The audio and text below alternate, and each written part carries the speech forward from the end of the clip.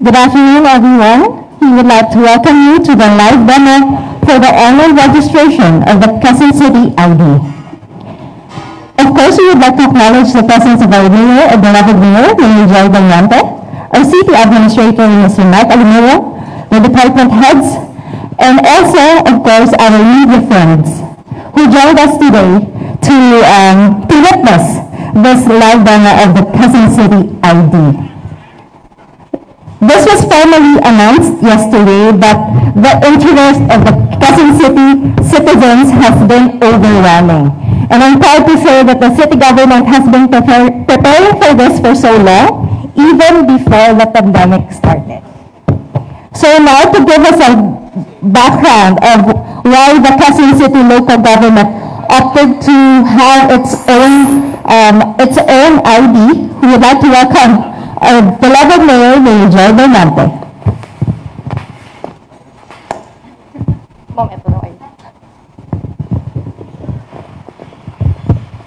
Ayan. So magandang hapon po sa ating mga kaibigan mula sa media. Ako po ay nagpapasalamat sa inyong lahat sa pagdalo ninyo sa atin pong demo ngayong hapon na ito, bagamat siguro kanina lang o kahapon ng gabi lang ninyo nalaman patungkol dito. No, naisip ko lang na anyayahan kayo para mabigyan po kayo ng konting impormasyon patungkol po sa QCID system na ito. No? So para po sa kaalaman ng lahat, ito po ay isang ideya ng inyong lingkod nung ako po ay Vice Mayor pa lang. Dahil nakita ko na may pangangailangan talaga na magkaroon ng Quezon City ID system dito po sa ating lungsod. Bakit po? Kasi kung hindi po natin malalaman kung ano po ang tunay na bilang halimbawa ng ating senior citizens, kung hindi po natin malalaman kung ilan po ang tunay na bilang ng ating mga PWDs, ano po ba ang kanilang mga kapansanan, ilan po ang solo parents natin, ilan po ang kabataan natin, ano po ang bilang ng mga mamamayan na mababa ang kita o kaya nasa below the poverty line, etc. Paano po tayo makakapag-allocate ng wastong mga resources para sa pangangailangan ng ating po mga mamamayan? Ang mangyayari po dito, hula-hula lang po tayo. No? We will be guessing because we do not know the profile of our people and we are not sure about the demographics of our population. So naisip po namin ito, since I was the Vice Mayor, hindi lang po natin ito na isa katuparan, kung kaya nung ako po ay tumatakbo bilang po ng lungsod o alkalde ng lungsod Quezon, isa po ito sa mga ipinangako ko sa ating pong mga mamamayan, na ang bawat mamamayan na taga Quezon City ay mabibigyan po ng Quezon City ID card. No? Now, this ID card is not just a physical card. They will, of course, receive a physical card, pero ang pinakamahalaga po nito ay digital na po ito. Ito ay naka-link up na sa database natin. At ang bawat mamamayan ay magkakaroon na ng unique number. No? So, every person, such as myself, halimbawa, residente ng Quezon City, may naka-assign na numero sa akin. At kung ako ay senior citizen, ang ID card ko ay iba ang kulay red. No? So, iba-iba ang kulay ng ating ID cards. Mamaya ipapaliwanag sa inyo ni CA Mike. Pero ang pinakabuod nito is when we have an ID card, we will easily be able to access the different services of the city. Nalaman naman po natin yung panahon ng SAP kung gaano kahirap ang ating pag-distribute ng ayuda. Dahil gawa pa tayo ng gawa ng listahan, vina-validate pa natin ang listahan, yung ibang tao, hindi natin alam kung talaga bang taga Quezon City o hindi, etc. Kasi wala tayong maliwanag na database at wala rin silang hawak na ID na nagpapatunay na sila ay taga lungsod Quezon. So we only take the word of the barangay officials, no? At alam na natin ng iba sa ating mga punong barangay ay nalagay sa alanganin dahil meron silang mga nabigyan na hindi naman dapat nabigyan. And these are things we would like to avoid. And these are problems na sa tingin ko na kung merong official ID ang bawat taga Quezon City, hindi na natin ito magiging suliranin. No? Ang tamang serbisyo ay mabibigay na sa tamang mamamayan. At ang lahat po ng taga Quezon City, saan man sila nakatira, ay mas-spread out po ang resources ng lungsod to benefit everybody. So in other words, we will also know through this ID system. Halimbawa, ako, ito ang ID number ko. No? Ipa-plug in ni SSDD, Social Services Development Department, kasi humihingi ako ng ayuda.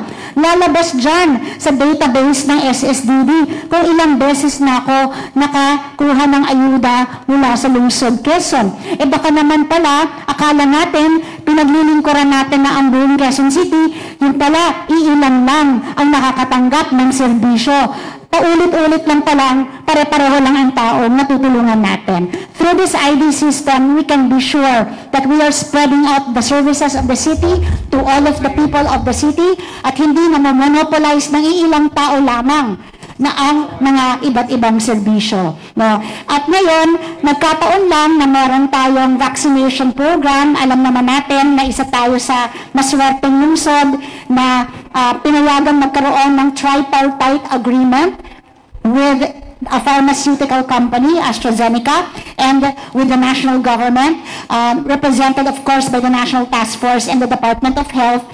Through this ID system, mas mapapadali po para sa ating i-organize kung sino-sino ba talaga ang mga priority sectors na kailangan paglingkuran. Kung senior citizens, madali para sa atin immobilize lahat ng mga senior citizens kapag meron na po silang ID. Yung mga PWDs, ganun din po. Yung mga frontliners, ganun din po. Kasi doon sa paggawa natin ng database, ay i-indicate na natin ang profesyon o trabaho ng taong ito. So madali rin lang na immobilize ang mga frontliners, no? And so on and so forth. So when we are undertaking this vaccination program, alam naman natin that this is a prioritization a scheme, no? That was presented by the World Health Organization and the DOH na may mga priority sectors, tapos nasa second tier, third tier, hanggang dun sa mga pinakamalalakas at resistant to the virus, sila yung pinakahuli na nababakunahin. And through this ID system, we will be able to follow itong prioritization plan ng ating pong pamahalaan at ng World Health Organization. Kasi itong vaccination program is not a first-come, first-served program, kundi it is based on the sectors that are most vulnerable.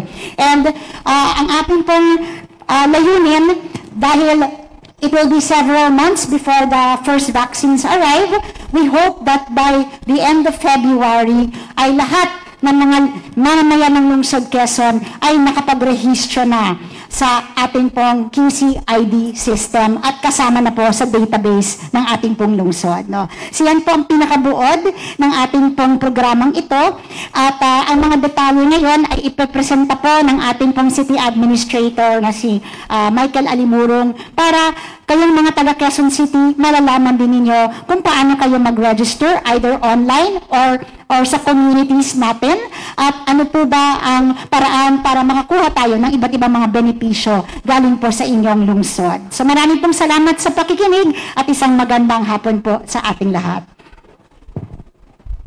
Thank you so much, Mayor Joy, for that clear background. Uulitin ko nga po, ang Quezon City ID ay ginawa ng local government para makapagbigay ng mas maayos na serbisyo sa lahat ng Q-citizen dito sa ating lungsod.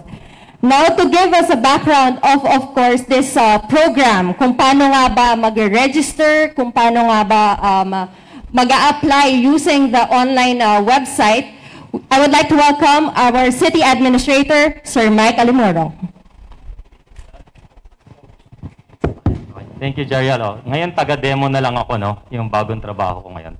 So, as mentioned earlier, ang Q-Citizen ID is really for all Quezon City residents para mapadali at mapabilis ang pagbibigay ng serbisyo and also para mas mapabuti ang pag-allocate ng mga resources ng gobyerno.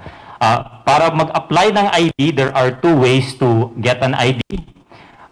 Yung isa, yung papakita namin ngayon, is the online application. And then for those na wala namang internet access, the city will also be doing on-the-ground, in-person registration. Naintindihan naman namin na yung iba, hindi naman marunong gumamit ng computer and we will have to do it that way. So this will take time, but let me show you yung online process. Simple lang to. Ang first step is to, in this case, go to the quezoncity.gov.ph website. And a person first has to go to QC e-services to create an e-services account. QC e-services is the online application ng government, ng Quezon City, no? Para lang sa bangko yan, meron lang online access for online banking. Para kahawig lang yon.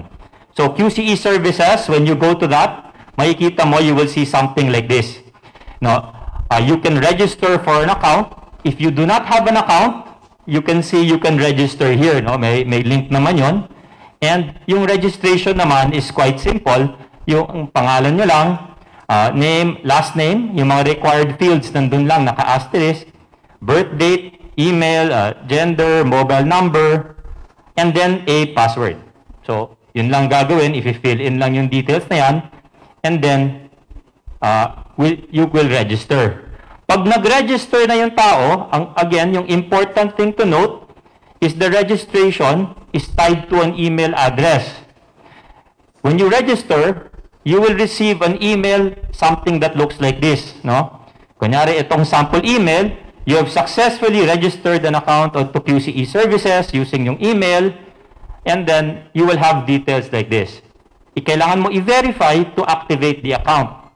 Bakit po ginagawa yan? It's to ensure na yung email na ginagamit, ikaw talaga yon at hindi sa iba. So, yun yung important part doon, no? So, ito, let's use a test account. Ito, kanyari si applicant 07 na na-register na.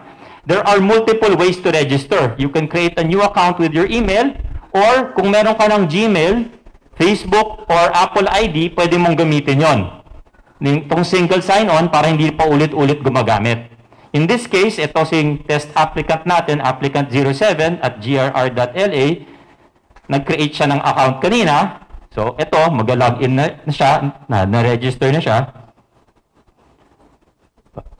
And you will see, pag login niya ng QC e-services, of course, may privacy information yan. Data privacy is very important sa QC LGU, so you can read yung data privacy. Na we will make sure that we are promising that the information will not be used for other purposes, and you're also certifying na yung information na pinoprovide nyo ay tama. So magpatuloy tayo. So ngayon, nag-login na yung tao, si Juan de la Cruz, no? Nag-create ng account sa QC e-services. Ito yung na-fill in kanina dito sa Create e-services account. So yung e-services account na yan, gives the user access to all of Quezon City's online services. So titignan mo ngayon yung mga various services so far na-upload na namin, yung Business One-Stop Shop for Business Permit Renewal, yung Health and Certificate and Sanitary Permit, yung Occupational Permits, yung pagbayad ng RPT online, yung dating may kalingang QC program tayo, yung DSWD SAP query, kung kasama ka ba, etc. etc. Nandyan yon. So these are many things at parami yung mga pwedeng gawin online ng citizen. Ngayon, of course, yung pinaka-latest na linaunch lang today is the Q-Citizen ID or online application. So punta tayo doon. So as you can see, 3 steps lang yan. You apply, which is a Citizen ID application, fill in the requirements and information, and then your application will be reviewed by the QC LGU. Hindi naman automatic na nag-apply ka, automatic may ID ka. Marami dyan nag-fake, so hindi naman pwede. No? So the QC LGU will verify it, at pag na-verify, you will receive an email na approved yung application, kung approved, and then you can use yung mobile app on either your Android or Apple phone, kung meron man, and you can view the ID details. So, for example, in this case, si Juan de la Cruz na may QC e-services account, mag-a-apply ngayon siya ng ID. Okay. So, yan. Of course, just like anything else, we want to make sure na yung nagsasubmit ng information, siya talaga yon. At yun ang ibig sabihin po nito, no? Nakalagay. So, you can see na yung information is true and correct. May English version yan, may Tagalog version yan. Dahil alam naman natin yung iba gusto na Tagalog ang pagbasa. So, ito yan, information account. So, ang nangyari, ito na pre-fill na yung form niya. Bakit? Dahil nag-create na siya ng QC e-services, pareho lang yung information na yon sa ID application niya. Parehong tao naman dapat yan eh. So, na pre-fill na siya. So, yung pangalan niya, ito yung mga fill in natin kanina dito sa registration, name, birthday, email, yung address, na fill in na po yan. In addition, of course, dahil hindi na e-services account to, pero ID, humingi na siya ng additional information. So, i-fill in lang natin yan, yung mga required fields lang ang kailangan. So, Quezon City. Yung religion, hindi na po required yan, no? Pero for now, nandyan pa yan eh. So, inaayos po namin yan. Of course, yung status, tapos yung nationality, fill in lang. Mga standard information lang to, blood type, etc. Kung PWD siya o solo parent, pwede niya lagay. Yan, ganyan. Okay, yung phone number, yung email, and then yung address niya.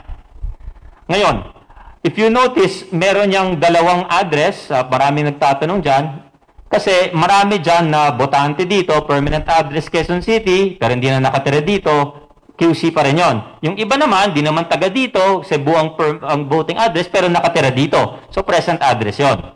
So, both people are counted as Quezon City residents. Either permanent address mo dito, or you are living here today.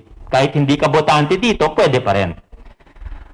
Of course, ito yung mga nakikita nyo sa lisensya. In this case, pwede namang pareho yan. Sige, lagay na natin yan. Kunyari, may ganon. Kunyari, hindi naman tayo ganon kabigat. Black ang hair. Lagay lang natin yan.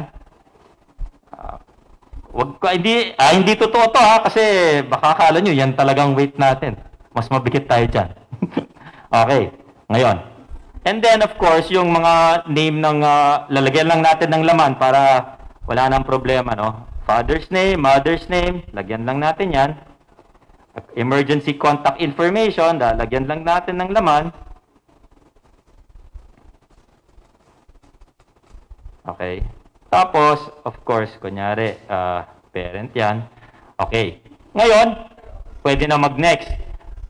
We are also asking, pero hindi siya required, yung mga bank or e-wallet information. Bakit? Ano to? As you can see, yung QC ID is used para sa mga pagbigay ng serbisyo. Na sabi nga ni Mayora kanina, nung nagbigay ng ayuda ng SAP at kalingang QC, biglang ang hirap magbigay. Kasi wala pong informasyon ng gobyerno kung paano ibibigay yung pera. So ito, isang option, kung gusto nyo, pwedeng i-fill in. Pero hindi po required yung field. This is for those who choose to receive, kunyari may ayuda down the road, or financial assistance, na kung gusto, either to a bank account, to a PayMaya or GCash account. Secondly, yung sinasabi nga ng Mayora, kung ayaw nyo i-fill in yan, ito, tinatanong po din namin. In this case, may dalawang questions right now, kung nagtatanong kung willing to be vaccinated yung tao, at kung medical frontliner.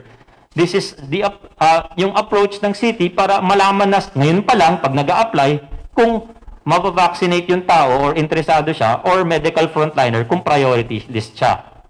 Okay, ngayon, in this case, if i-fill in ko lang ng ganyan, continue. Okay. You can verify your information kung tama ba bago i-submit.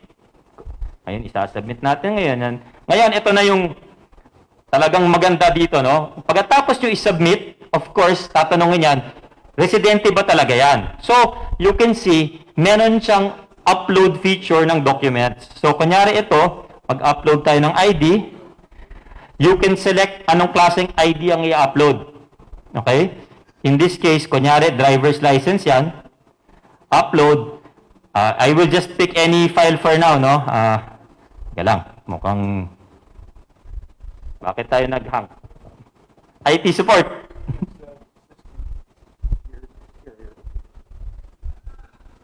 Yun, yan na. Teka lang, not responding daw yung aking ano eh.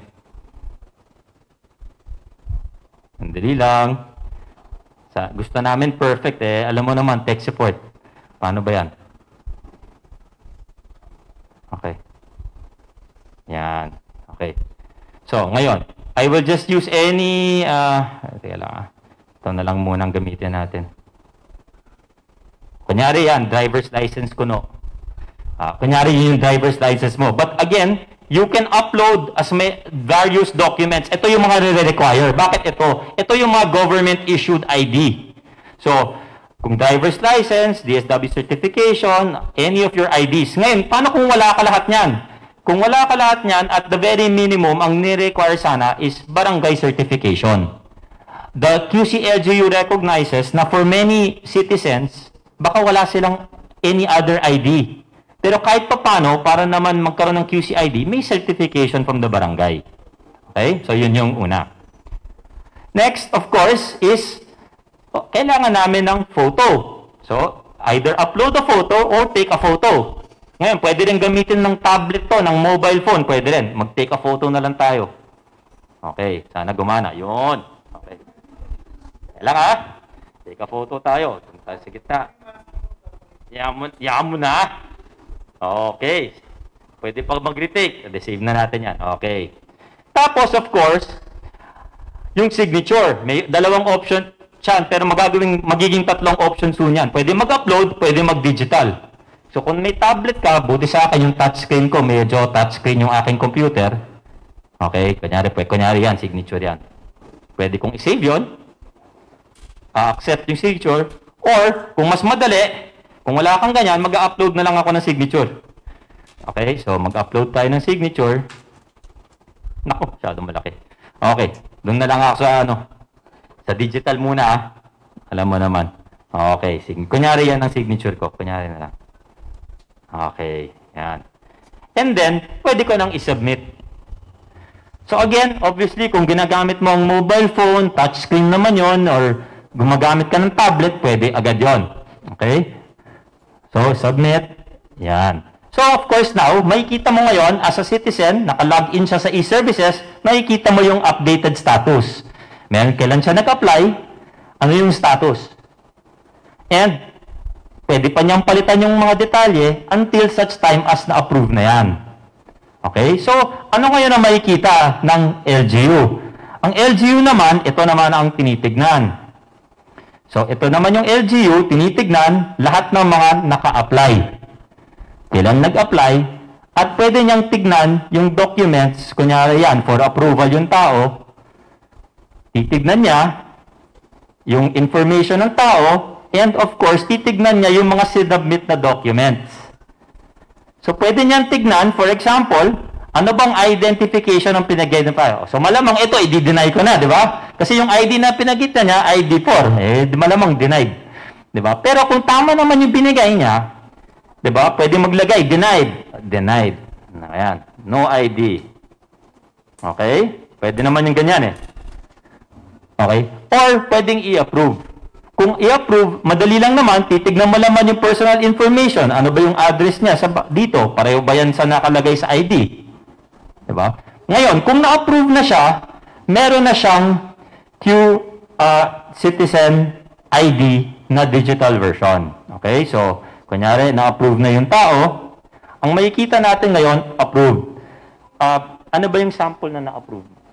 Papakita ngayon namin, kung na-approve ka na, ano na yung pwedeng gawin. Papakita na nga namin sa iyo yung app ng tao.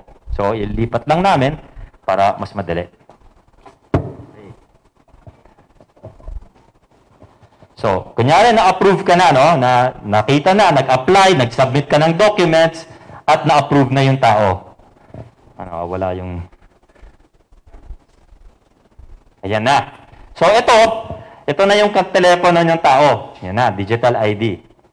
So, maglalagay tayo ng, i-load na yung tao. Nag-login siya, at yun na yung makikita. Meron na siyang digital ID. Nandyan yung mga detalye ng kanyang ID. Pwede pa palang ganunin. Yan. Para mas malaki. Okay? Yan yung digital ID ng tao. But at the same time, yung app can also access, as you can see, nakikita mo, lahat ng QCE services din. May access siya sa mga QCE services. And of course, meron siyang alternate view ng ID, which is itong QR code version and yung kanyang mga account details. Okay? So, yun yung QR code version. Nako, yung photo niya, wala, black. Mukhang itong taong to, iba yung photo ang ginamit, no? Hindi yung mukha ko yung nagamit, pero ganun na rin yun. So, again, yun yung digital ID. So, anong ibig sabihin yan is as soon as na-approve yung application, you already have a QC ID. And yung ID number na yan is your ID in Quezon City forever. That is your one ID forever. As sabi nga ng Mayor, para saan yan? For example, nag-complain ka, tumawag ka sa helpline 122. Tumawag ka, di ba? Para siyang sa, yung pizza, Shakey's Supercard, kunyari. Tatawag ka, tatanungin, ano yung may QC ID number ka, bigay mo yung ID, lalabas na yung information. So, alam ng helpline 122, sino yung tumawag? Ikaw ba si ganyan? Nandito ka ba sa barangay na ganyan? Okay, yes sir. Ano yung complaint mo or issue mo? Pwede na. Otherwise, masyadong matagal. Sino ba yung tumatawag? Hindi niya alam, hindi ma-follow up, hindi ma-update yung tao. So, yun po yung digital ID. Madali lang po mag-apply. Sana lang wag sabay-sabay. Pag sabay-sabay, medyo mahirap. Pero, yun lang, yung digital ID. And of course, as Mayora said, lahat yan will also receive, at least yung mga 15 years and up, will receive yung physical ID. And ito po yung physical ID sample, no? Ganito po yung physical ID. Meron siyang security features tulad ng hologram, may UV lighting, at meron siyang microprint. So again, you will have your physical ID, pero meron din yung digital ID mo. So that kahit hindi mo dala yung physical ID, pwede na rin ito para gumamit ng services. So yun lang po. If there are any questions, we are obviously happy to answer them. Salamat. Sige, photo op muna. Kasama yung ID si Mayor. Okay. Mayor? Yung physical ID mo.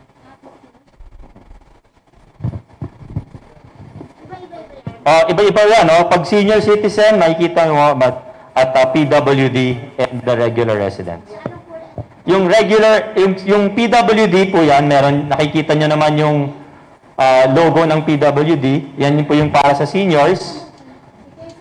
May logo naman yung OSCA. And of course, ito yung sa regular, all other residents po yung isang photo. Yun po yun, nakikita nyo sa screen yung all other residents. Ito, bigyan mo na yung isa. Kasi yun yung karamihan, yun ang makakuha. Yung para sa mga non-residents po to. Pero working. pero working or working in QC. Mas importante naman yung tatlo.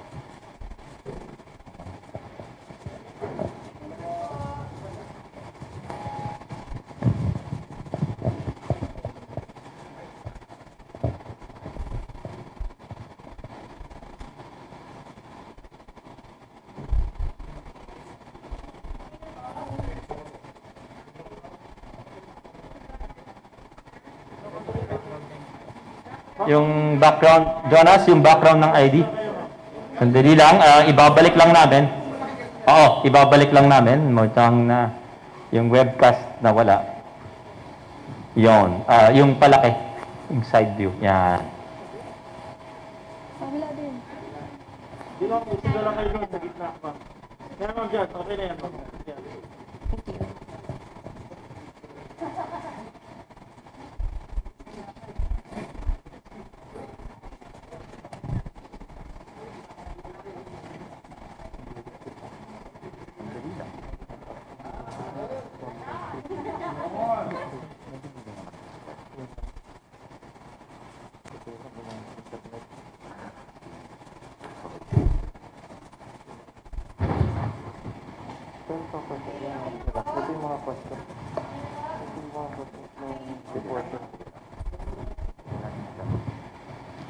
Thank you so much, Mayor, po, for presenting yung ating physical Q-Citizen ID. And of course, kay CA Mike, kung gaano kadali yung pag-register online for this Q-Citizen. I'm sure we're monitoring the posts online and the comments. At talaga nga naman marami na pong nakapag-register sa ating website early this morning pa lang.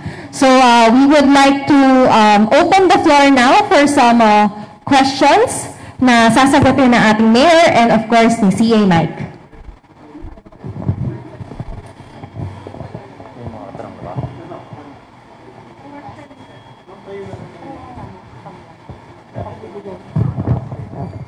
Hello, Mayor. Happy New Year. Si Ate Angie. Ma'am, free po siya. Wala pong babayaran yung mga taga Quezon City. And kung hindi taga QC, may babayaran ba for the ID? Free po ang ID para po sa lahat ng mag-a-apply. So this is, gagamitin din po ito para po sa COVID-19 vaccine.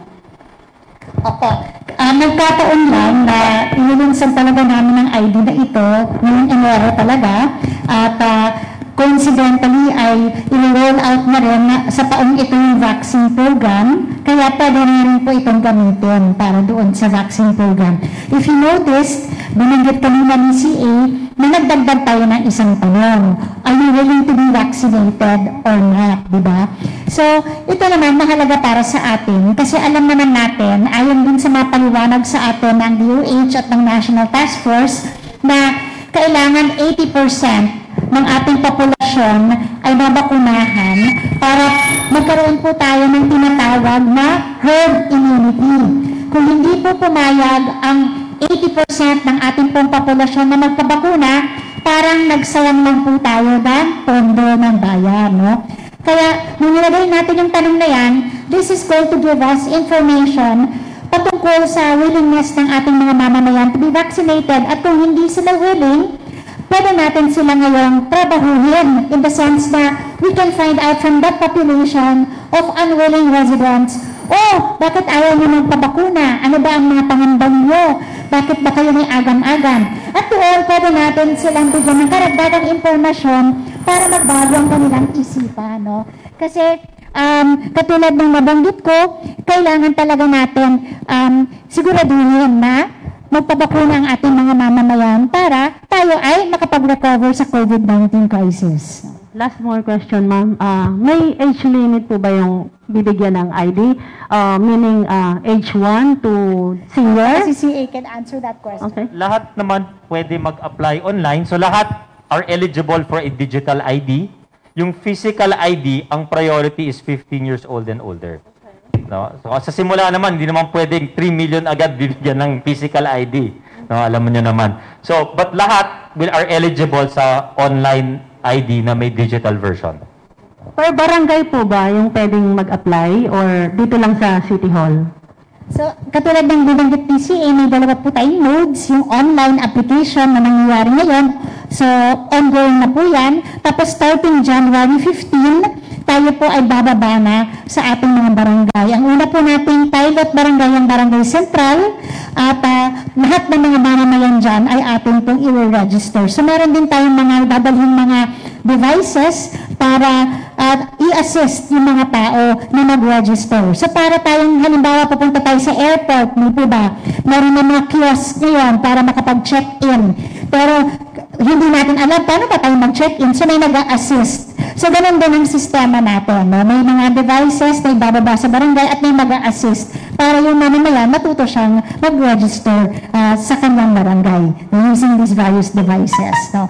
So I would like to repeat, syempre ngayon, we have some services available. Halimbawa, meron tayong libreng bus, no? At hindi yan forever magiging libre sa mga card holders, no? Eventually, gusto natin, ito ay magiging special benefit ng isang taga Quezon City. So, kung sasakay ka sa libreng bus natin, at the moment we have 8 routes, pero dadagdagan pa natin yan, kapag may hawak-hawak ang Q-Citizen ID card, talagang libre ka. O kaya kung ikaw ay may non-resident card, pero you work here, you study here, libre ka rin, di ba? Pero kung wala, baka darating ang panahon na magbabayad ka na rin ng pamasahe doon sa bus. So, isa yan sa mga benefits. No? Ngayon, inaayos na rin natin yung sistema sa mga health centers natin. So, ang aking pangarap, lahat ng mga health center data natin, no? Halimbawa, Angie de la Cruz, yung medical file mo, hindi na siya paper, digital na siya, pag ginamit ng ID mo, malalaman na natin, ito yung mga sakit ni Angie de la Cruz. Tapos makikita natin dyan, ay nako, meron na diabetes o kaya hypertension si Angie, pero 1 year naman hindi kiniklaim ang kanyang maintenance medicines. Matawagan nga si Angie. So in that way, we can now tell you, Angie, ayon sa datos mo, hindi ka pa nakaka-claim. Claim mo na yun, ano ba yung gamot mo, tapos dadating ka, ipapasok natin yung ID details mo, malalaman natin updated records na yung medical records mo. Nasa halimbawa lang yan sa mga services na makukuha natin. And as time goes by, at dumami ng serbisyo ng lungsod para sa mga mamamayan, dadami din ang benefits ng mga merong hawak na ID card. Kaya hinihikayat ko lahat ng mga mamamayan talagang everybody who lives in Quezon City must avail of this ID card for your benefits. At these benefits are your right. Karapatan ninyo bilang mamamayan ng lungsod Quezon makatanggap ng mga serbisyo at benepisyo galing po sa inyong lungsod. Thank you, ma'am.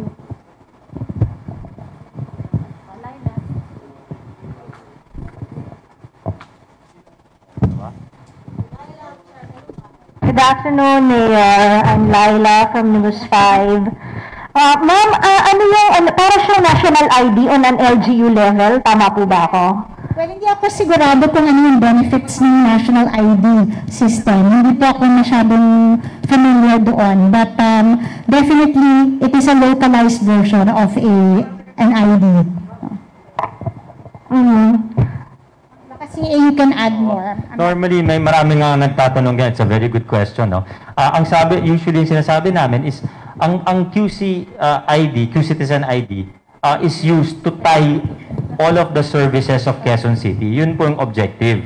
Yung national ID, for now, until ma-edit nila o mabago nila yung objective right now, is to uniquely identify a person.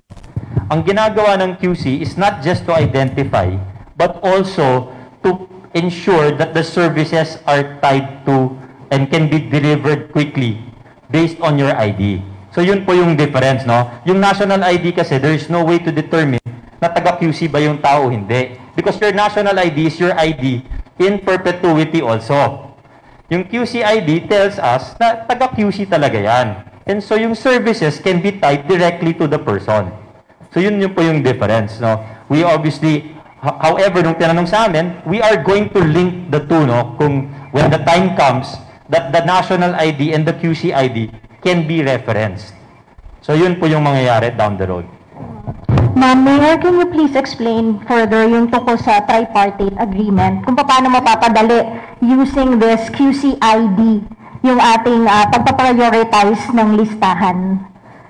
Doon sa tripartite agreement, kung napansin po natin, meron po talagang mga patakaran ang World Health Organization at saka ang Department of Health ng mga prioritized na sektor na kailangan tumanggap ng mga bakuna sa lalong madaling panahon. Ito yung mga vulnerable sectors. Ito pa yung mga high risk.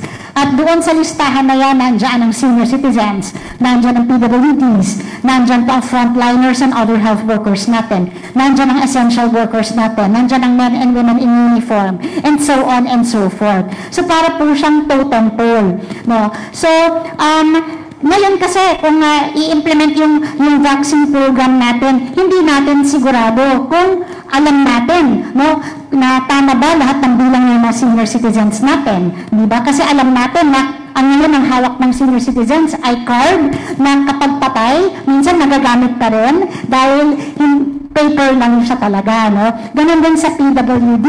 Alam natin na maraming mga may-release na PWD cards na hindi naman talaga tunay na PWD ang taong nakatanggap nito, no? Because kumbaga walang patunay at naabuso siya, no? So these things can be avoided with this ID card because there are validation processes.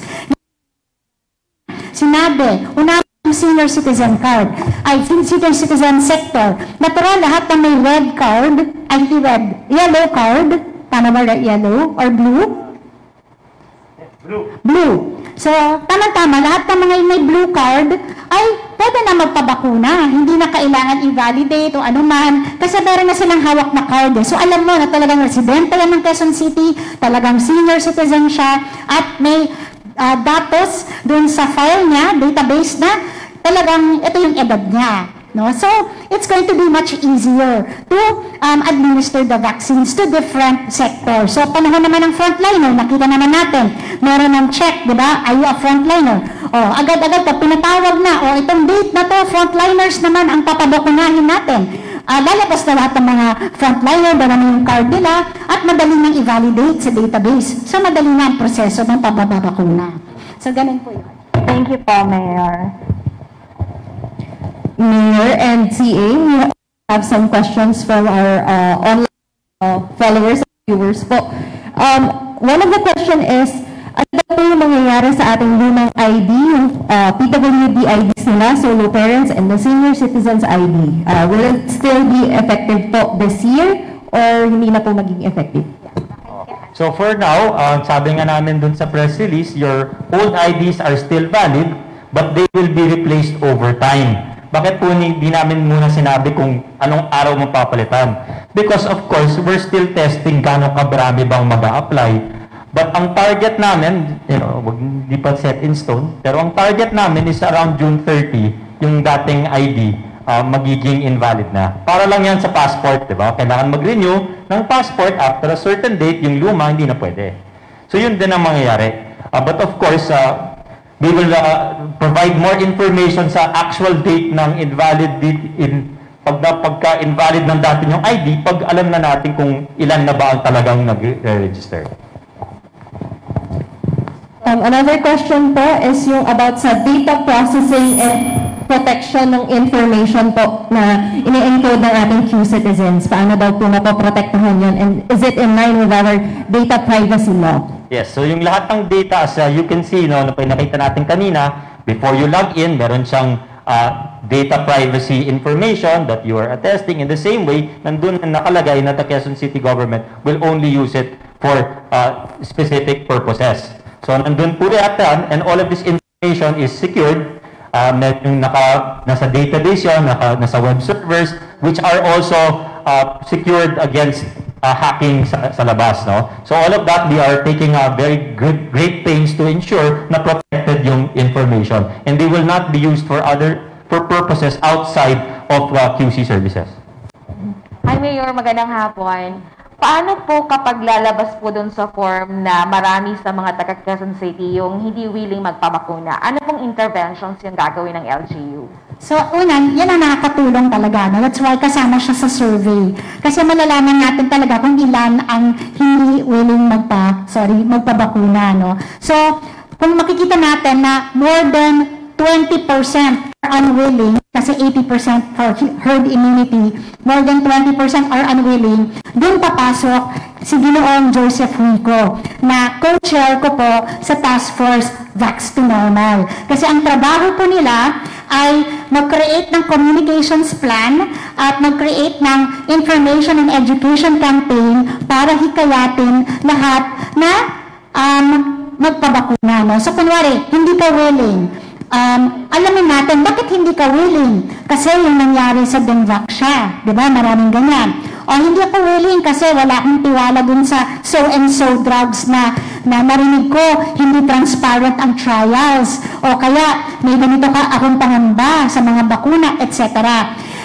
At least we will know the reasons why meron silang pangamba. Maari kasi fake news lang pala ang batayan. Maaring lack of information lang pala ang batayan. Maaring sabi-sabi lang pala ng kamag-anak. No? So, by knowing the reasons why, our comms team can now create a plan to address the specific problems or fears of our people. And hopefully, we'll get them to change their mind. No? Nung nakita ko sa Jaya kahapon, ayon sa Okta Research, only 25% are willing, di ba? 28% are unwilling, but 47% were undecided. So sabi ko nga, tayo sa comms team, let us work on the undecided first. Kasi yun, bigyan mo lang ng informasyon yan. Ipakita lang natin na, uy, sa Amerika, sa UK, sa France, lahat nagpapabakuna na using the exact same vaccine that we will be using. So that will gain confidence for the people, no? And then doon naman sa 28%, sana may yung 8% man lang doon, ma-convince natin na magbago ang isipan, ay matagumpay na tayo. So, in other words, this will provide us a scientific way of understanding the problem, and we can craft the necessary message na naaayon sa dahilan kung bakit nangangamba yung tao magpabakuna. Okay. Thank you, Mayor. Second question po is, ito po bang ID na to pwedeng gamitin pag mag-register po yung mga taga Quezon City for election? Voters ID po yun. Iba po yun. But as mentioned earlier, what the QCLGU will do is going to continue to work with yung mga national agencies to ensure na may data sharing. So, kung kailangan mag-verify ng COMELEC ng voters list, they can data share with us. As an example, no, magtanong yung PAGCOR sa akin the other day, kasi yung PAGCOR, for example, maraming lumalapit doon kumukuha ng financial assistance. Ang tinatanong lagi sa akin is, paminsan, meron na daw sila nabigyan 3 beses pareho pang tao. So, ang sabi, pwede bang mag-link sa QCID para pag taga-QC, pwede nating i-verify kung talagang tama yung person. Sabi ko, oo naman. So, yun yung mga ganun ang gagawin. Now, we will ensure that we have data sharing with these various national agencies to make sure na nag-uusap at pare-pareho naman yung data.